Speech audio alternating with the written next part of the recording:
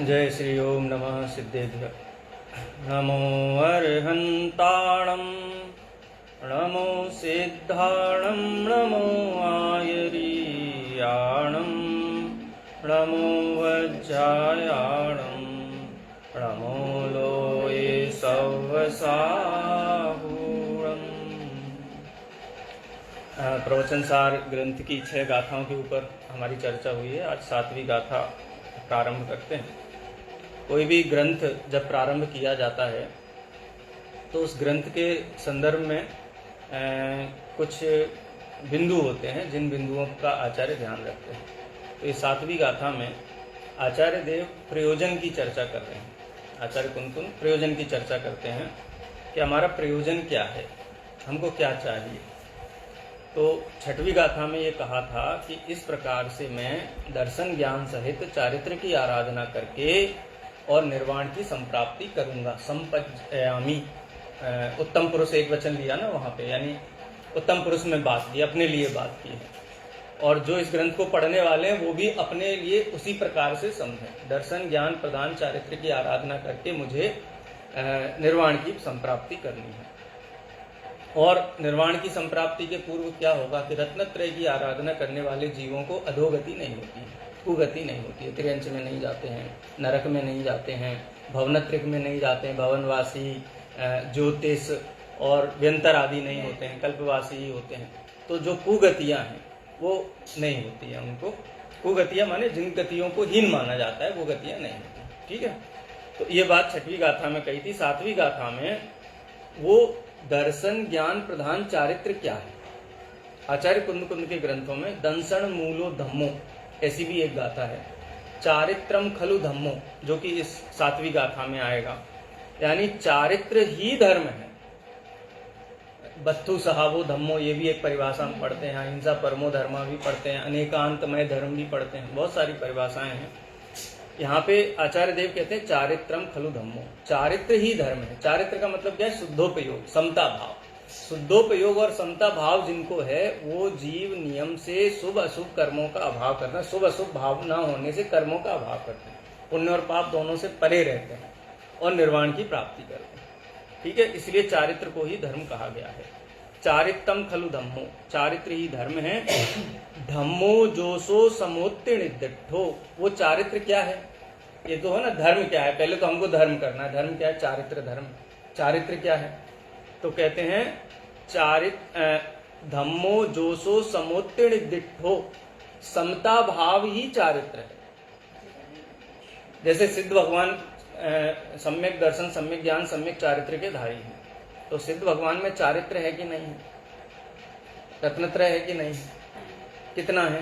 पूर्ण रत्नत्रय है। कैसे रत्नत्रय की साधना करते हैं? 4 हाथ देख करके चलते हैं, अभक्ष भक्षण नहीं करते हैं, रात्रि भोजन नहीं करते। कैसे आराधना करते हैं सिद्ध भगवान? तो यहाँ लक्षण दिया ना समता भाव के, उनके ज्ञान में लोकालोक झलकता है। खुद स्वयं की पूर्व पर्याय झलकती। कौन सी पर्याय? एक इंद्रिय की पर्याय, स्वयं की। अपन कभी बीमार हुए हों और हॉस्पिटल में भर्ती रहे हों और उसका किसी ने फोटो खींचा हो, और जब हम स्वस्थ हों उस फोटो को देख करके कैसा भाव आता है? एकदम से लो फील होने लगता है कि देखो ऐसे थे। तो उनके ज्ञान में तो क्या क्या नहीं आता। लेकिन इतना सब ज्ञान में आते हुए भी उनको किसी भी प्रकार का ग्लानि का अनुभव, द्वेष का अनुभव, हीनपने का अनुभव नहीं होता। इस भाव को बोलते हैं समता भाव। ज्ञान में कुछ भी झलकता रहे लेकिन किसी भी पदार्थ के प्रति इष्ट अनिष्ट बुद्धि नहीं होना। ये अच्छा है बुरा है ऐसी बुद्धि नहीं होना, इसका नाम है समता भाव। तो हम कहते हैं मुनिराज को क्या होता है? समता भाव होता है। मित्र से अपनापन नहीं और शत्रु से बैर नहीं। ठीक है, तो जो सो समोत्तीर्णिद्धो, वह चारित्र ही धर्म है। और वह धर्म कैसा है? समता भाव रूप है। और कैसा है वो समता भाव? मोह खोह विहीनो, मोह और क्षोभ से रहित है। मोह में 2 शब्द ले लीजिए, या तो उसमें अपनापन करना, जैसे शरीर में हूँ, अहम एदम एदम अहम, अहम एदस, मैं ही ये हूँ, माने खुदगल है ना, यही मैं हूँ, मैं ही ये हूँ, ये मेरा है, मैं इसका हूँ। ये सब क्या है? ये सब मोह कहलाते हैं। ठीक है, और क्षोभ क्या है? कि जिन वस्तुओं से हमको ग्लानि है, ईर्ष्या है, जो अनिष्ट लगती हैं, उनके प्रति द्वेष भाव होना, इसको बोलते हैं क्षोभ। मोह खोह विहीनो, वो समता भाव परिणाम किसे कहते हैं? मोह और क्षोभ से रहित परिणामों। ऐसा परिणाम कहाँ से आता है, कहाँ से इंपोर्ट किया जाता है? समय शिखर में मिलता है कि पालीताना में मिलता है, कहाँ मिलता है? मंदिर में मिलता है। ये समता भाव आत्मा ही है आत्मा से भिन्न नहीं है। सम्यक दर्शन, सम्यक ज्ञान, सम्यक चारित्राणि मोक्ष मार्ग।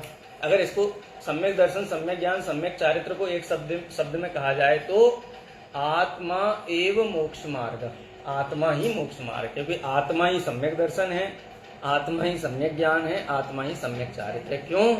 क्योंकि वो श्रद्धा नाम का गुण आत्मा में है, सम्यक दर्शन, सम्यक ज्ञान नाम का गुण आत्मा में है और सम्यक चारित्र नाम का गुण आत्मा में है। इसीलिए क्या कहते हैं? परिणामो अपनो हु समो। ये समता भाव रूप परिणाम आत्मा ही है, हम आत्मा से भिन्न कुछ नहीं है, इसलिए आत्मा ही चारित्र है। ये इस गाथा का भाव है। गाथा पाठ करते हैं। चारितम खलु धम्मो, धम्मो जो सो समुत्तिणे देठो, मोह खोह विहीणो, परिणामो अपणो समो। ठीक है, सामान्य अर्थ पे ही जा रहे हैं, बहुत इसका विशेष मैं नहीं ले रहा हूं। अगर कोई शब्द आपको अर्थ ख्याल में नहीं आया हो, कोई संधि वगैरह ख्याल में नहीं आई हो तो आप पूछ सकते हैं कि वह चारित्र क्या है, चारित्र कौन है। इसका विशेष रूप से 8वीं नंबर की गाथा में बताते हैं। 8वीं गाथा देखते हैं, गाथा पाठ करते हैं सबसे पहले। परिणमधिजेण दव्वम तत्कालं तम्मयत्ति पन्नत्तं, तम्मा धम्म परिणदो आदा धम्मो मुणे दव्वो। आदा धम्मो मुणे दव्वो, आत्मा ही धर्म है, आत्मा ही धर्म है। मुणे दब्बो माने जानना चाहिए, ज्ञातव्य। मुणे दब्बो शब्द है ना, है मुणे अब्बो है, प्राकृत है ना, इतना चलता रहता है मुणे अब्बो ज्ञातव्य। उसका संस्कृत में क्या शब्द दिया है उसमें ग्रंथ में? मंतव्य। मंतव्य दिया है, ठीक है। मंतव्य मानना चाहिए, ठीक है, समझना चाहिए, मानना चाहिए। परिणमदि जेण दव्वम तत्कालम तम्मयत्ति पन्नत्तम। जो द्रव्य जिस समय, तत्कालम है ना, तत्कालम जिस समय, तन्मयम यानी जिस भाव रूप होकर के परिणमन करता है। परिणमदि जेण दव्वम तत्कालम तन्मयम तिपन्नतम। जो पदार्थ जिस काल में जिस भाव रूप से परिणमित होता है, तत्कालम उस काल में, तन्मयम तिपन्नतम उस द्रव्य को तत्मय कहा जाता है, उसमय कहा जाता है। ठीक है, जैसे मिट्टी है, अब वो घड़े रूप होकर के परिणमित हो रही है तो उस मिट्टी को क्या कहा जाता है? घड़ा कहा जाता है। घड़ा क्या है? मिट्टी की ही पर्याय है, उद्गल की पर्याय। जैसे ये बोतल है, हम कहें ये बोतल है तो कोई कहे बोतल नहीं है, ये तो पुद्गल द्रव्य पुद्गल है कि नहीं है? ये पुद्गल है, लेकिन इसको बोतल क्यों कहा जाता है? क्योंकि ये पुद्गल के परमाणु बोतल रूप होकर के परिणमित हुए, इसलिए इसको बोतल कहा जाता है। जगत में जितने भी पदार्थों की संज्ञा जो होती है वो संज्ञा इसी आधार पे होती है कि वो पदार्थ उसमय होकर के परिणमित हुए। देव शरीर रूप होकर के परिणमित होता है तो कहते हैं देवगति है।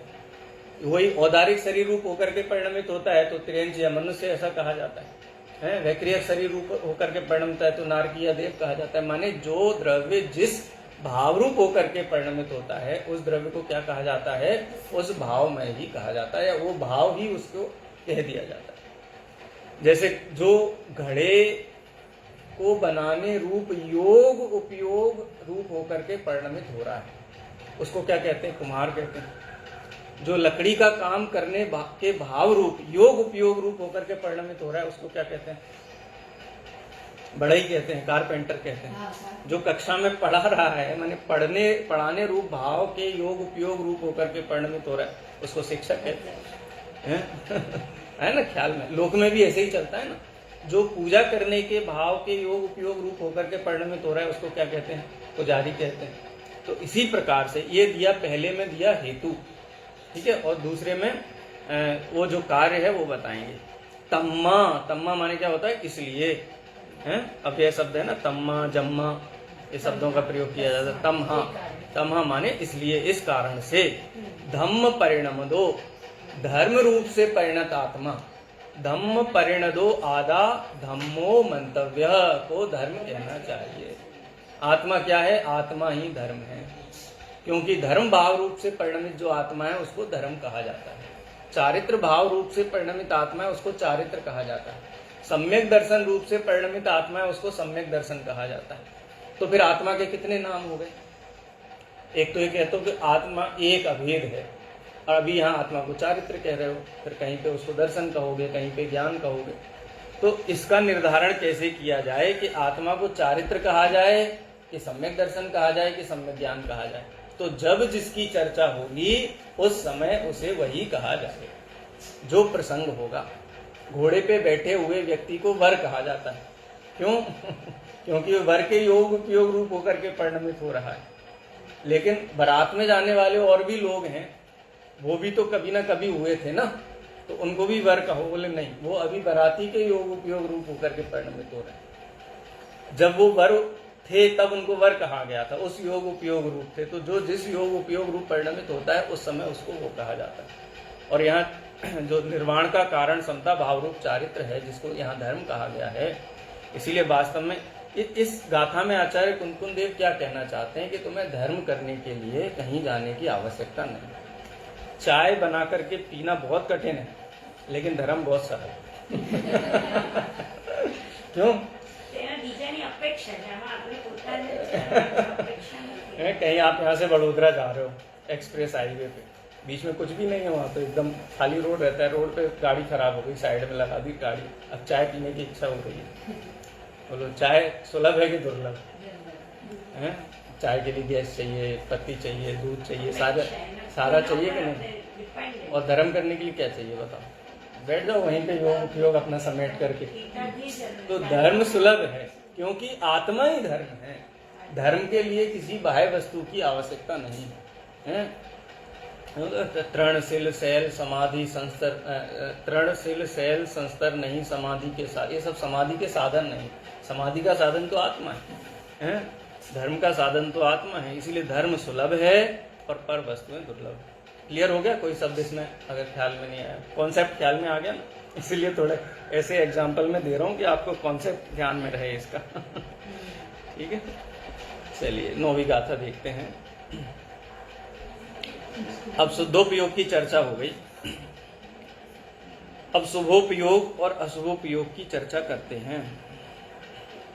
अब ये तो कह दिया कि शुद्ध उपयोग रूप परिणमित आत्मा शुद्ध है, धर्म है, और अशुद्ध उपयोग रूप परिणत आत्मा अशुद्ध है, अधर्म है। गाथा का पाठ करते हैं। आप लोग साथ में गाथा बोलिए, साथ में बोलिए, थोड़ा ऊंचे स्वर में बोलिए। प्राणायाम है, आपको अलग से योगा नहीं करना पड़ेगा। गाथा छंद इतना प्रचलित क्यों है? उसका कारण है। छंदों की रचना क्यों हुई आपको पता है? श्वास को नियंत्रित करने के लिए। आपकी श्वास एक नियंत्रित माध्यम से चले तो उससे पूरे शरीर में ऑक्सीजन का सर्कुलेशन हो, आपका जो है स्वास्थ्य अच्छा रहे। अब भरत का जो नाट्य शास्त्र है ना, भरत का नाट्य शास्त्र एक चिकित्सा पुस्तक है। वो उसमें वो सब नाटक, कला, विज्ञान, छंद, रस ये नहीं है। इनके माध्यम से शरीर के स्वास्थ्य को नियंत्रित किया जाता है। जो हमारी ग्लैंड्स होती है ना, शरीर में ग्रंथियां होती हैं, जब कोई हमको चुटकुला सुनाता है तो एक पर्टिकुलर ग्लैंड हमारी एक्टिव हो जाती है, तो उससे रस का स्राव होता है, उससे हमारा शरीर रिएक्ट करता है और हम हंसने लगते हैं। ऐसे नींद कब आती है? कोई पर्टिकुलर ग्लैंड एक्टिव होती है, वो जब उससे स्राव होता है और हमको नींद आने लगती है। ऐसे ही जब हम दुखी होते हैं तो हमारी कुछ ग्लैंड्स एक्टिव हो जाती हैं, थायराइड एक्टिव हो जाती है, पिट्यूटरी एक्टिव हो जाती है, उसमें से स्राव होने लगता है। हम टेंशन लेते हैं ना, बहुत टेंशन लेते हैं तो उससे भी एक्टिव हो जाता है। तो इससे हमारा रिलीज होता है जब हम छंद पढ़ते हैं ना उच्च स्वर में। ये गाथा छंद सबसे बढ़िया प्राणायाम है, और इसको जैसे नमोकार मंत्र है, उसको वो एक प्रकार का प्राणायाम है, लेकिन उसको हम व्यवस्थित नहीं पढ़ेंगे तो नहीं होगा। वो सांस बाहर भी आनी चाहिए, सांस अंदर भी आनी चाहिए, इसलिए ऊंचे स्वर में पढ़ना चाहिए गाथा छंद। चलिए जीवो परिणमति जदा सुहेण असुहेण वासुहो असुहो शुद्धेण तदा शुद्धो भवति परिणाम स्वभावो। आप जब एक छंद पढ़ते हो तो आपका निश्वास होता है पूरा, आप श्वास नहीं लेते बीच में, पूरा आपका निश्वास होता है। इसलिए गाथा छंद निश्वास के लिए, माने अंदर जितना भी आपका ऑक्सीजन नहीं है और कार्बन डाइऑक्साइड की आधी सांस लेते ना कई लोग, लिया और फिर छोड़ दिया, वो स्वास्थ्यकारी नहीं होता है। क्योंकि उच्छ्वास भी पूरा होना चाहिए, निश्वास भी पूरा होना चाहिए, जिससे कि अशुद्ध वायु पूरी तरीके से बाहर रहे और उसका स्थान लेने के लिए शुद्ध वायु जाए। और आधी सांस लेते हैं तो क्या होता है कि वो अशुद्ध वायु बनी रहती है, उससे स्वास्थ्य ठीक नहीं रहता है। तो गाथा छंद पढ़ने का ये एक लाभ, नमोकार मंत्र 9 बार पढ़ते हैं ना, तो उच्च स्वर में पढ़ना चाहिए। आपका हो गया पूरा योगा एक्सरसाइज हो जाता है उसमें। हालांकि शरीर के लक्ष्य से नहीं करते हैं ये काम, लेकिन ये सहज है। एक उक्ति है ना संस्कृत में, शुद्ध वर्ण प्रयोक्तव्या न शुद्धा न च पीड़िता, शुद्ध वर्ण प्रयोगे न ब्रह्मलोके महीयते।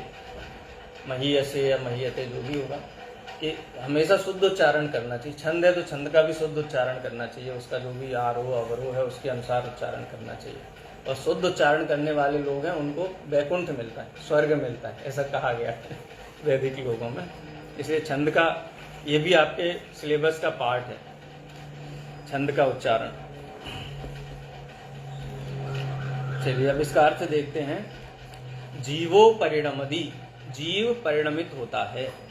परिणमित होता है माने पर्याय रूप से, उत्पाद व द्रव्य रूप से परिणमित होता है। जदा, जब, किस किस भाव से? सुहेण, शुभ भाव रूप परिणमित होता है। असुहेण, अशुभ भाव रूप परिणमित होता है। वा सुहो असुहो, या शुभ अशुभ परिणाम रूप। हाँ, शुभ अशुभ भाव से, हाँ शुभ अशुभ भाव से शुभ और अशुभ रूप परिणाम। मतलब यहाँ दो जो शब्द दिए ना, सुहेण असुहेण तृतीय व्यक्ति का एक वचन है, और सुहो असुहो ये प्रथमा व्यक्ति का एक वचन है। तो अंतर क्या, वो कर्ता कारक। तो इससे क्या अर्थ निकला कि जीवो जदा सुहेण परिणमति सुहो, जीवो जदा असुहेण असुहेण परिणमति अशुभो। ठीक है, जब जीव शुभ भाव रूप परिणमित होता है तो जीव क्या है? शुभ है। जैसे पिछले वक्त में कहा ना गाथा में, धर्म भाव रूप परिणमित होता है तो धर्म, शुभ भाव रूप परिणमित होता है तो शुभ है, अशुभ भाव रूप परिणमित होता है तो अशुभ है। और शुद्धेण तदा शुद्धो, और जब शुद्ध भाव रूप परिणमित होता है तो शुद्ध होता है। हवदि ही परिणाम सब भावो, क्योंकि वह पर्याय स्वभाव वाला है। जीव पर्याय, मतलब जीव का प्रत्येक द्रव्य पर्याय स्वभाव वाला है, माने प्रति समय द्रव्य है वो किसी ना किसी परिणाम रूप परिणमित होता रहता है। क्योंकि द्रव्य में 6 सामान्य गुण है। आपने यदि सामान्य विशेष गुण पढ़े होंगे द्रव्य गुण पर्याय में, सामान्य गुण और विशेष गुण। सामान्य गुण कौन सा है? पढ़े नहीं, अस्तित्व, वस्तुत्व, द्रव्यत्व, अगुर लघुत्व, प्रदेशत्व, प्रमेयत्व। तो हाँ, तो उसमें एक द्रव्यत्व नाम का गुण है कि प्रत्येक पदार्थ प्रति समय परिणमित होता है। ये तो लक्षण भी है द्रव्य का। तत्वसूत्र के 6वें अध्याय में है ना, सत द्रव्य लक्षण। सत का क्या स्वरूप है? उत्पाद व्यय द्रव्य युक्तम सत, माने जो निरंतर परिणमनशील हो उसको सत कहते हैं। और सत माने द्रव्य, वही द्रव्य है। तो इसलिए परिणाम सब भावो, ये जो द्रव्य है अथवा मैं जो द्रव्य हूँ, मैं जीव हूँ, वो परिणमन स्वभाव वाला हूँ। और मैं 3 भाव रूप परिणमित होता हूँ, शुभ भाव रूप परिणमित होता हूँ, अशुभ भाव रूप परिणमित होता हूँ, शुद्ध भाव रूप परिणमित होता हूँ। जिस समय शुभ भाव रूप परिणमित हो रहा हूँ उस समय शुभ हूँ, जिस समय अशुभ भाव रूप परिणमित हो रहा हूँ उस समय अशुभ हूँ, और जिस समय शुद्ध भाव रूप परिणमित हो रहा हूँ उस समय शुद्ध हूँ। ठीक है। अब आप कहोगे कि शुद्ध का पर्याय विलोमार्थी क्या होता है? विपरीत। शुद्ध का अपोजिट क्या होता है? अशुद्ध। नैतिक ये दो, એટલે शुभ और अशुभ ये दोनों अशुद्ध है। हाँ, 2 ब्रांच है। भाव के 2 भेद है, शुद्ध अशुद्ध, अशुद्ध के 2 भेद है, शुभ और अशुभ। इसलिए इन दोनों को अशुद्ध भाव के अंदर लेना चाहिए। ठीक है, कोई शब्द इसमें क्लियर? चलिए 10वीं गाथा देखते हैं। जो बात 8वीं गाथा में कही, धर्म भाव रूप परिणमित आत्मा धर्म है, तो जो आत्मा धर्म भाव रूप परिणमित नहीं है वो क्या है? तो कहा कि जो शुभ भाव रूप परिणमित है वो शुभ है, शुभोपयोगी है।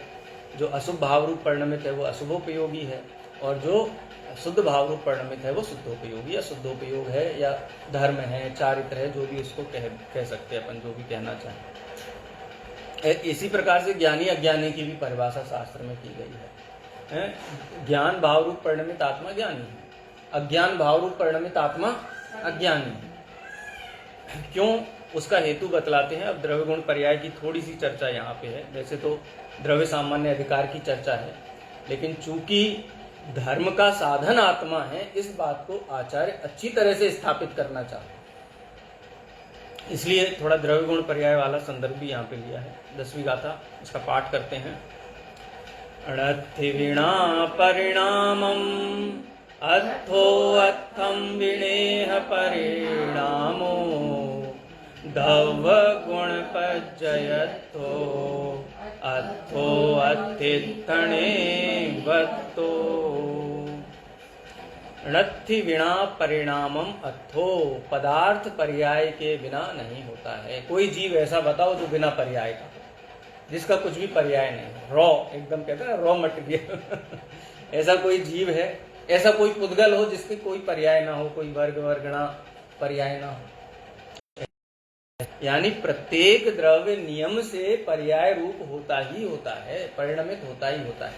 जैसे सांख्य मत है, तो सांख्य मत क्या मानता है? द्रव्य कूटस्थ नित्य है, पुरुष है या द्रव्य है वो कैसा है? कूटस्थ नित्य, उसमें कोई परिवर्तन होता नहीं है, बिना परिणाम के होता ही नहीं। तो ऐसा संभव है